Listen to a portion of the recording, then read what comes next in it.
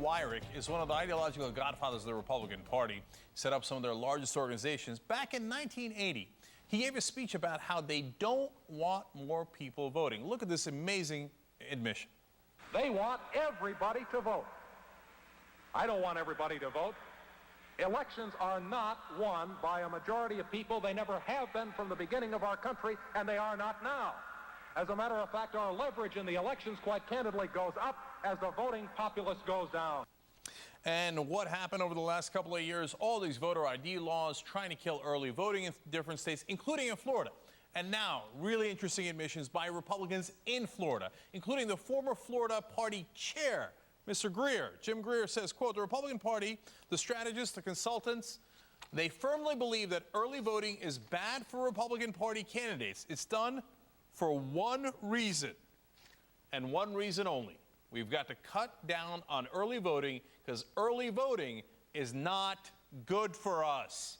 Nothing to do with voter fraud. It has everything to do with basically trying to help the Republicans win elections. So what is Jim Greer doing? He's basically throwing the Republican Party in the middle of the ring and dropping a truth elbow on them. There you go. Now, of course, he's fighting with the Republican Party. They say he stole money, etc. So now he could finally be honest with what they're doing. Charlie Crist, though, is also saying the same thing. Former Republican governor of Florida, he says the only thing that makes any sense as to why this is happening, referring to ending early voting or limiting it, and being done is voter suppression. Charlie Crist throws the Republican Party in the middle of the ring, and there he goes, and drops another elbow. All right, now Jim Greer also said two other things that are really interesting. He said, they never came in to see me and tell me we had a voter fraud issue.